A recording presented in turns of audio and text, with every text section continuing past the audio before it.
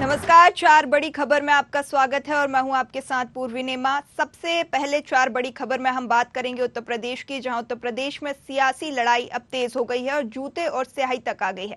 वहीं दूसरी खबर में बात करेंगे हम रायपुर की, जहां पर छत्तीसगढ़ के खुज्जी विधानसभा क्षेत्र की कांग्रेस पार्टी की महिला विधायक छन्नी साहू पर चाकू से हुए हमले के मामले को लेकर अब सियासत गर्म हो गई है। तीसरी खबर में चर्चा करेंगे हम शहडोल की, जहां पर किसी न किसी विवादों में रहने वाली नगर परिषद बकहो फिर एक विवाद के कारण सफाई व्यवस्था ठप हो चली है। चौथी और आखिरी बड़ी खबर में बात करेंगे मध्य प्रदेश की, जहां गुना की बीजेपी ने 39 प्रत्याशियों की पहली सूची जारी कर दी है। उसके बाद से बगावती स्वर बीजेपी में सुनाई देने लगे हैं। क्या है पूरी जानकारी, जानेंगे इन्हीं खबरों में। तो आइए शुरू करते हैं चार बड़ी खबर।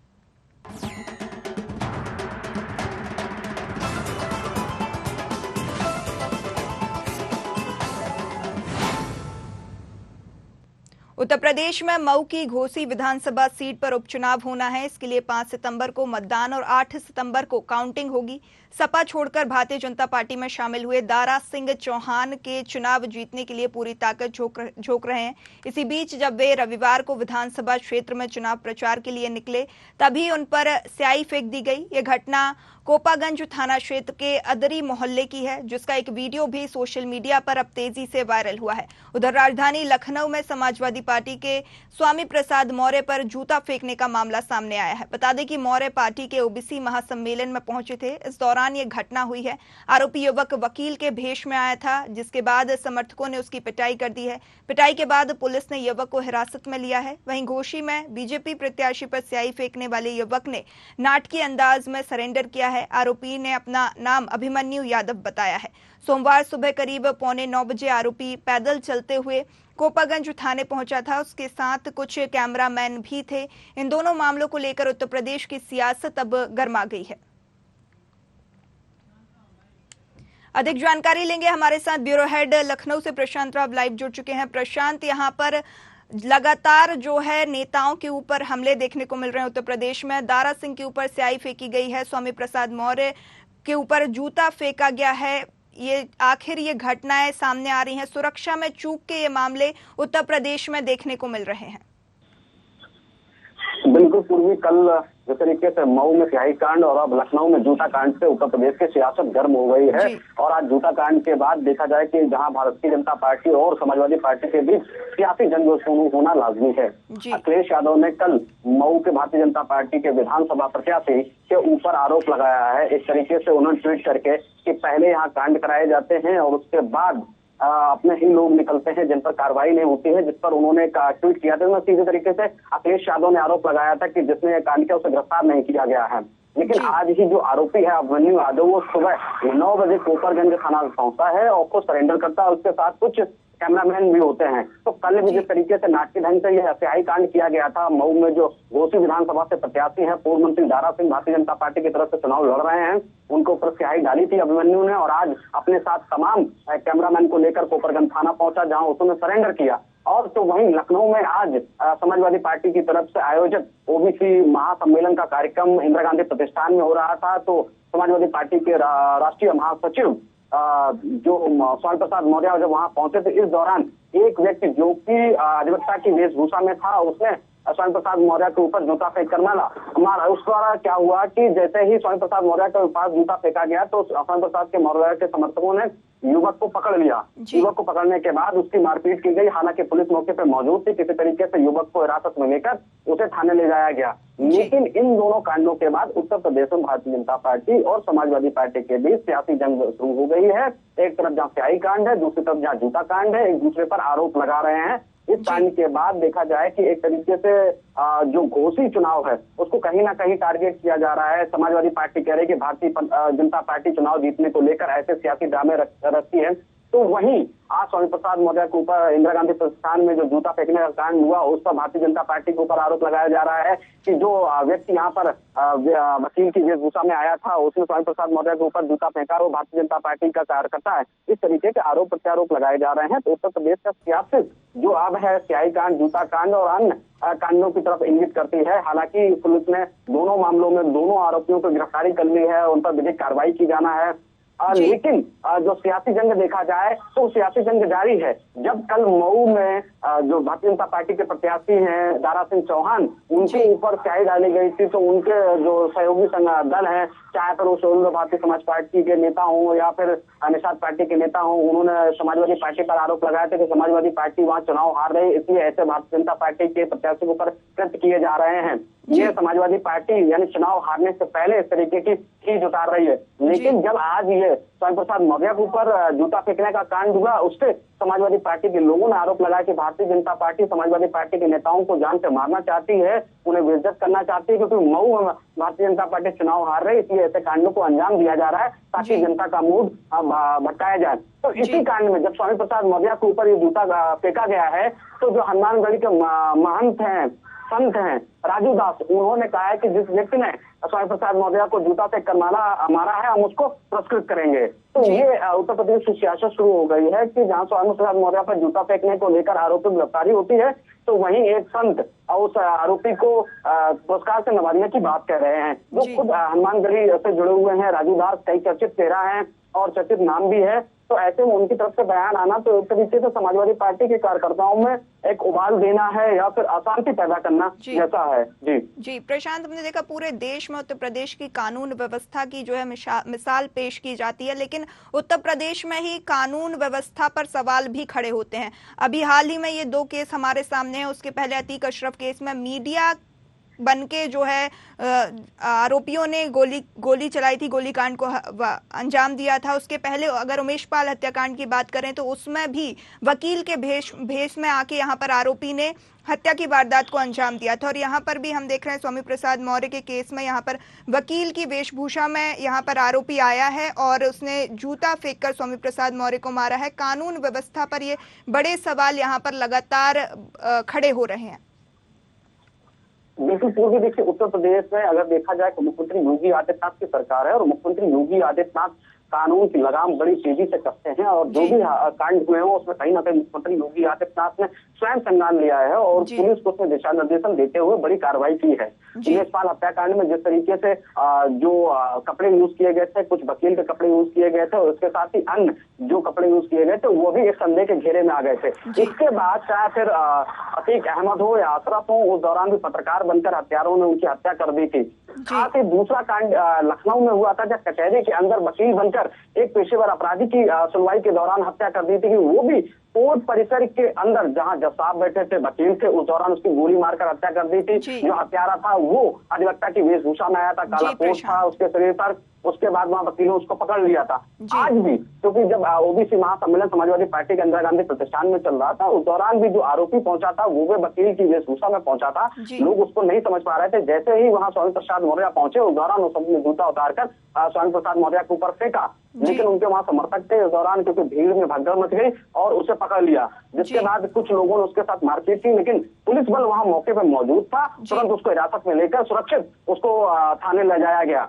हालांकि उत्तर प्रदेश में कानून व्यवस्था चाक चौबंद है। अगर ऐसी कोई अचानक घटनाएं होती हैं, उसमें मुख्यमंत्री योगी आदित्यनाथ हो या फिर उत्तर प्रदेश के डीजीपी विजय कुमार हो, सख्ती से कार्रवाई करते हैं और इसमें कोई दोहरा नहीं है कि अगर कानून का उल्लंघन कोई करता है तो उसे उसी प्रकार की सजा मिलती है, फिर वो कोई भी जाति, धर्म, मजहब या पार्टी का कार्यकर्ता क्यों ना हो। कन्नौज हो, मथुरा हो, जहाँ भारतीय जनता पार्टी के कार्यकर्ताओं ने कुछ असामाजिक काम किए थे, उसमें उनको सजा मिली है। तो मुख्यमंत्री योगी आदित्यनाथ कानून में किसी को खिलवाड़ करने की इजाजत नहीं देते हैं। जी प्रशांत, बहुत बहुत शुक्रिया अधिक जानकारी हम तक साझा करने के लिए। हमारे साथ लाइव थे ब्यूरो हेड लखनऊ से प्रशांत राव, जिन्होंने हमें बताया कि आरोपी ने सरेंडर कर लिया है, स्याही फेंकने वाले, साथ ही जो स्वामी प्रसाद मौर्य पर जिसने हमला किया था उसको भी वहां पर पुलिस ने गिरफ्तार कर लिया है। इसी के साथ बढ़ेंगे अगली खबर की ओर, जहां खबर रायपुर से है, जहां छत्तीसगढ़ के खुज्जी विधानसभा क्षेत्र की कांग्रेस पार्टी की महिला विधानसभा छन्नी साहू पर चाकू से हुए हमले को लेकर अब सियासत जो है गर्म हो गई है। बता दें, इस मामले को लेकर भारतीय जनता पार्टी के प्रदेश अध्यक्ष अरुण साव ने सीधे तौर पर प्रदेश सरकार पर निशाना साधा है और कहा है कि यह केवल एक महिला विधायक पर हमला नहीं है, बल्कि राज्य की हर बहू बेटी की सुरक्षा पर सवाल को दर्शाता है। उन्होंने कहा कि छत्तीसगढ़ में जिस तरह से अपराध के आंकड़े बढ़ रहे हैं, उससे राज्य की बहू बेटियां चिंतित हैं और इसीलिए भारतीय जनता पार्टी प्रदेश की सुरक्षा सुरक्षा व्यवस्था को लेकर सवाल खड़े करते रही है। भारतीय जनता पार्टी के अलावा आम आदमी पार्टी ने भी मामले में सरकार को घेरा है और कानून व्यवस्था पर सवाल खड़े किए हैं।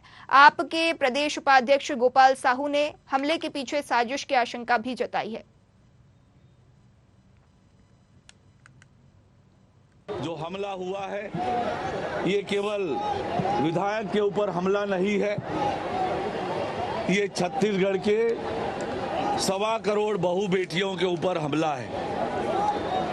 जब राज्य की भूपेश बघेल की सरकार अपनी ही पार्टी के एक विधायक को सुरक्षा नहीं दे पा रही है, रक्षा नहीं कर पा रही है, तो ये छत्तीसगढ़ के 1.25 लाख बेटी बहनों की कैसे रक्षा कर पाएगी, ये प्रश्न उठता है। और जो हम लगातार इस बात को कहते रहे हैं कि राज्य में कानून व्यवस्था की स्थिति चौपट है, वो इसका जीता जागता नमूना भी है। ये बड़ी खबर आपको रायपुर से दे रहे हैं, जहां छत्तीसगढ़ के खुज्जी विधानसभा क्षेत्र की कांग्रेस पार्टी की महिला विधायक छन्नी साहू पर चाकू से हुए हमले को लेकर अब सियासत तेज हो गई है। इस मामले को लेकर भारतीय जनता पार्टी के प्रदेश अध्यक्ष अरुण साव ने सीधे तौर पर प्रदेश सरकार पर निशाना साधा है और कहा है कि यह केवल एक महिला विधायक पर हमला नहीं है, बल्कि राज्य की हर बहू बेटियों की सुरक्षा पर सवाल को दर्शाता है। उन्होंने कहा कि छत्तीसगढ़ में जिस तरह से अपराध के आंकड़े बढ़ रहे हैं, उससे राज्य की बहू बेटियां चिंतित हैं।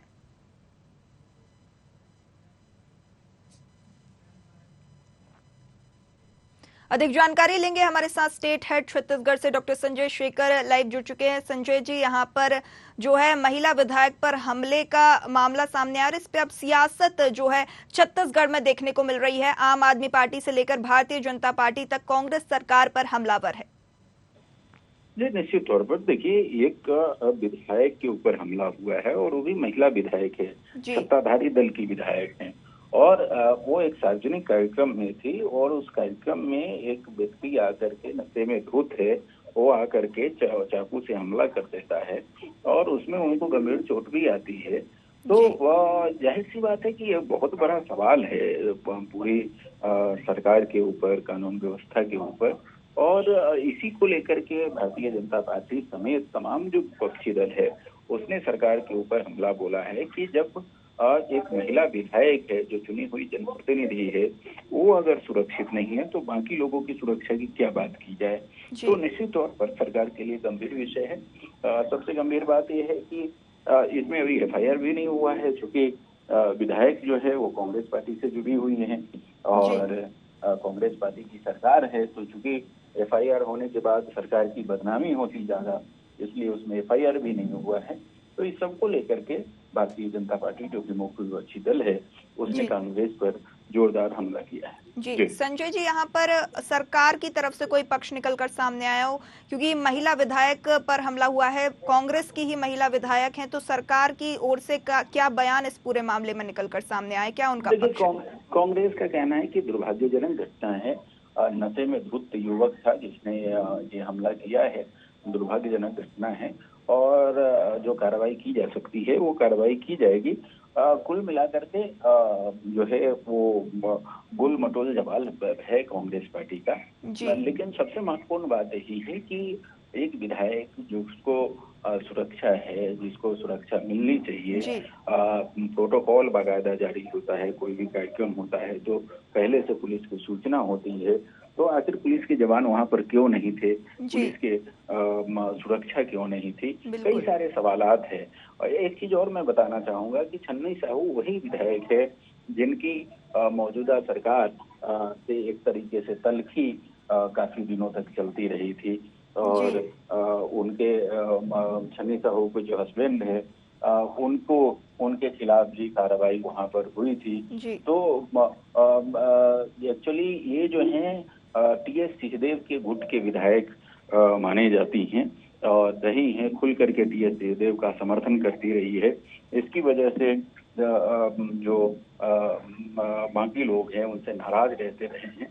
तो ये सारी चीजें हैं जिसको लेकर के अभी विपक्ष जो है सरकार पर हमलावर हुआ है। जी संजय जी, बहुत बहुत शुक्रिया अधिक जानकारी साझा करने के लिए। हमारे साथ फोन लाइन पे थे स्टेट हेड छत्तीसगढ़ से डॉक्टर संजय शेखर, जिन्होंने हमें बताया कि यहाँ पर कानून व्यवस्था में बड़ी चूक का मामला सामने आया, जहाँ पर महिला विधायक के ऊपर चाकू से आरोपी द्वारा हमला किया गया। इसी के साथ बढ़ेंगे अगली खबर की ओर, जहाँ खबर शहडोल से है, जहाँ किसी न किसी विवादों में रहने वाली नगर परिषद बकहो में फिर एक विवाद के कारण सफाई व्यवस्था ठप हो गई है। बता दें, नगर परिषद के कर्मचारियों ने कलेक्ट्रेट कार्यालय पहुंचकर न्याय की गुहार लगाई है।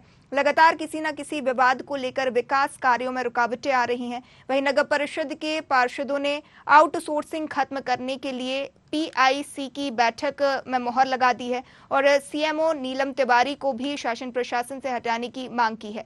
वहीं शनिवार से नगर परिषद बकहो में सफाई व्यवस्था ठप है, तो वहीं 23 अगस्त को प्रदेश के मुख्यमंत्री शिवराज सिंह चौहान शहडोल आगमन पर हैं। मामले में CM के कार्यक्रम में चर्चा होने की संभावना है। और हमारे वार्ड क्रमांक 14 के पार्षद श्री सरोज यादव जी के साथ कल परिषद की बैठक के बाद उनके साथ अभद्र व्यवहार बाहरी लोगों के द्वारा किया गया, मारपीट की वारदात कल सामने आई और उसके बाद हम सभी सुबह काम पर आए और सभी समस्त पार्षदों के द्वारा आज सुबह कार्य को रोकने आउटसोर्स खत्म करने की पूरी प्रक्रिया को आज काम बंद कर रोका गया है। नगर परिषद की बैठक रखी गई थी, जिसमें आउटसोर्सिंग के ठेकेदार के भतीजे के द्वारा मारपीट और जान से मारने की धमकी दी गई है कि आउटसोर्सिंग के खिलाफ हम लोग वहां पास एक बिल ले आए हैं, मतलब कि जिसमें आउटसोर्सिंग खत्म किया गया था। तो उसी को लेकर उनको खींच निकालने के लिए वो पार्षदों पे इस टाइप से हमला किया जा रहा है। महिला पार्षदों के साथ अभद्रता किया गया एवं पार्षद पति के साथ वो किया गया, जिसकी रिपोर्ट हमने अमलाई थाना में कल करवा दी है। कल की जो घटना घटी है, जिसमें कुछ बाहर के असामाजिक तत्वों के द्वारा हमारे सम्मानीय पार्षद महोदय के पति श्री सरोज यादव जी के साथ कुछ मारपीट जैसी घटनाएं जो संज्ञान में आई हैं, उसके संबंध में आज हमारे सभी दैनिक वेतन कर्मचारी के द्वारा विरोध प्रदर्शन करते हुए कार्य को रोका गया है और इसका ज्ञापन मुझे प्राप्त हुआ है, जो सम्मानीय CMO साहब तक अभी 11:30 बजे पहुंचा दिया गया। चलिए अधिक जानकारी लेंगे, हमारे साथ सहयोगी पंकज राव यहाँ पर लाइव जुड़ चुके हैं। पंकज, यहाँ पर जो है नगर परिषद बकहो में सफाई व्यवस्था ठप हो चुकी है, क्या कुछ कारण विवाद के रहे हैं? जी, मैं बताना चाहूँ, लगातार जब से ये नगर परिषद बनी हुई तब से किसी न किसी विवाद को लेकर के यहाँ पर रोज झड़प होती है, चाहे पार्षद की बात करें, चाहे यहाँ के अध्यक्ष की बात करें या CMO की बात करें। कहीं न कहीं यहाँ पर शोषण लगातार किया जा रहा है, जिससे यहाँ पर के जो कर्मचारी हैं और यहाँ के रहवासी हर एक तरह से वो लोग परेशान हैं। मेरे पीछे आप देख रहे हैं, लगातार यहाँ पर सारे कर्मचारी, सफाई कर्मी जो भी हैं और यहाँ के जो भी कर्मचारी हैं, पार्षद हैं, सभी के सभी लोग मौजूद हैं यहाँ पर। और मैं आपको बताना चाहूँ, ये आज से नहीं चला, जब से शिवराज सिंह चौहान ने इस ग्राम पंचायत को नगर परिषद का दर्जा दिया है, तब से ही ये एक विवादों के घेरे में रही है। और मैं आपको ये सबसे बड़ी बात बताना चाहूँ पूर्वी जी, की मध्य प्रदेश की सबसे बड़ी ग्राम पंचायत ये बकहो के नाम से जानी जाती थी, जिसे नगर परिषद बनाया गया। जी पूर्वी जी पंकज, यहाँ पर आपके पीछे जैसे कि आपने कहा कि कर्मचारी मौजूद हैं, तो क्या कुछ उनकी मांगे हैं, उनसे चर्चा करके बताइए। हेलो पंकज, आपको हमारी आवाज पहुंच रही है? ये बड़ी खबर हम आपको बता रहे हैं, जहां पर शहडोल में सफाई व्यवस्था ठप हो चली है। सफाई व्यवस्था के कारण बकहो में विवाद के कारण सफाई व्यवस्था ठप हो गई है। नगर परिषद के कर्मचारियों ने कलेक्ट्रेट कार्यालय पहुंचकर न्याय की गुहार लगाई है। पंकज, यहाँ पर क्या कुछ कारण विवाद के रहे हैं, कर्मचारियों की क्या मांगे हैं और सफाई व्यवस्था कब तक सुचारू रूप से चालू हो पाएगी? पूर्वी जी, मैं बताना चाहूँ, मेरे पीछे में कर्मचारी और नगर पार्षद यहाँ पर खड़े हुए हैं। मैं आपकी बात कराना चाहूंगा, उन्हें क्या समस्या है, समस्या को लेकर के क्यों इस प्रकार की समस्याएं हो रही हैं, इसके बारे में मेरे साथ में अभी आपको बता रहा हूँ, महेंद्र प्रताप सिंह जी हैं मेरे पास, जो कि वार्ड नंबर 4 के जो इनकी मिसेज पार्षद है। क्या समस्या है वो आपको बता रहे हैं, जी बताएं, क्या समस्या हो रही है? जब से नगर परिषद बकहो का गठन हुआ है, तब से आज दिनांक तक कोई विकास का कार्य नहीं दिखा। आदरणीय शिवराज सिंह जी के मंशा अनुसार इस परिषद का गठन किया गया था। बीच में कांग्रेस सरकार आया तो इस परिषद का फिर से ग्राम पंचायत के रूप में तब्दील कर दिया गया था। फिर शिवराज सिंह जी का सरकार बना तो उन्होंने फिर से नगर परिषद का दर्जा दिया, लेकिन उसके बाद भी अछूता साबित होता नजर आ रहा है नगर परिषद को। यहाँ पे अध्यक्ष उपाध्यक्ष का निरंतर तानाशाही रवैया, साथ में सीएमओ नीलम तिवारी जी भी निरंतर यहाँ पर तानाशाही रवैया दिखाते हुए नजर आ रही हैं। यहाँ पे जो अध्यक्ष उपाध्यक्ष हैं वो यहाँ के जो भी सामग्री है, जो भी गाड़ियां हैं, उनके निजी स्वार्थ के लिए उपयोग करती हैं और उनका जो भी उससे जो राजस्व आता है वो स्वयं में व्यय करती हैं। जी पंकज, ठीक है, आपको बहुत बहुत शुक्रिया। उनको बोलिए अधिक जानकारी देने के लिए उनका अधिक शुक्रिया। इसी के साथ बढ़ेंगे अगली खबर की ओर, जहां पर मध्य प्रदेश में भारतीय जनता पार्टी ने 39 प्रत्याशियों की पहली सूची जारी कर दी है। उसके बाद से ही बगावत के स्वर अब भारतीय जनता पार्टी में भी सुनाई देने लगे हैं। हम बात कर रहे हैं गुना जिले की, जहां पर चौचौड़ा विधानसभा क्षेत्र से प्रियंका मीणा का नाम घोषित किया गया है। इसके बाद भी ममता मीणा आर पार की लड़ाई के मूड में आ गई हैं। बता दें, समर्थकों के साथ अपने जन्मदिन के अवसर पर एक बैठक की, जिसमें तय होगा कि भाजपा का साथ देना है या फिर मैदान में उतरकर जनता के बीच जाना है। ममता मीणा के बैठक कार्यक्रम में हजारों की संख्या में लोग मौजूद रहे। लगभग 1 घंटे के बाद तस्वीरें निकलकर सामने आई हैं। ममता मीणा मैदान में उतरी तो भाजपा की मुश्किलें बढ़ सकती हैं। देखिए, बड़ी खबर आपको बता रहे हैं, जहां गुना में सियासी लड़ाई अब तेज हो गई है, जहां पर ममता मीणा ने आर पार की लड़ाई की बात कर दी है। आर पार की लड़ाई के मूड में अब वो आ गई हैं। यहाँ पर उन्होंने कहा है कि मध्य प्रदेश में अब चाचौड़ा विधानसभा से प्रियंका मीणा का नाम घोषित करने के बाद ममता मीणा आर पार की लड़ाई के मूड में आ गई हैं। समर्थकों के साथ अपने जन्मदिन के अवसर पर उन्होंने बैठक की है, जिसमें तय होगा कि भाजपा का साथ देना है या फिर मैदान में उतरकर जनता के बीच जाना है। अधिक जानकारी लेंगे, हमारे साथ गुना से संवाददाता योगेंद्र शर्मा लाइव जुड़ चुके हैं। योगेंद्र, यहाँ पर सियासी लड़ाई जो है देखने को मिल रही है। ममता मीणा ने आर पार की लड़ाई की बात कही है, आर पार की लड़ाई के मूड में अब वो देखी जा रही हैं। क्या है पूरा मामला और कैसे देखते हैं आप? जी पूर्णिमा, जैसे कि देखने में आ रहा है कि अभी 3 दिन पहले 18 तारीख को एक सूची जारी हुई थी, जो कि केंद्रीय कमेटी ने जारी की थी। उसमें चाचौड़ा से जो नाम आया है वो प्रियंका पेची का आया है।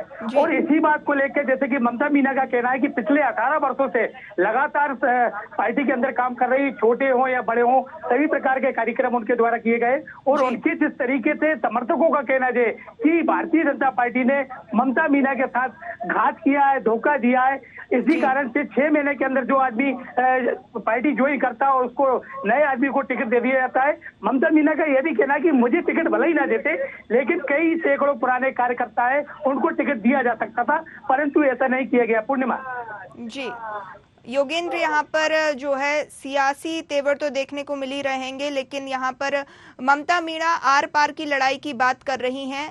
क्या कुछ कारण हो सकते हैं, आखिर इतनी बगावत क्यों?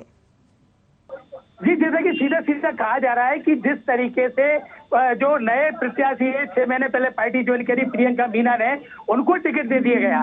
खास बात यह है कि उनका ममता मीणा का कहना है कि चाहे त्रिदेव यात्रा रही हो या विकास यात्रा रही हो या कई और कार्यक्रम हो, केंद्र सरकार के, भारतीय जनता पार्टी की प्रदेश सरकार के सभी कार्यक्रमों में उन्होंने लगातार हिस्सा दिया है अपना।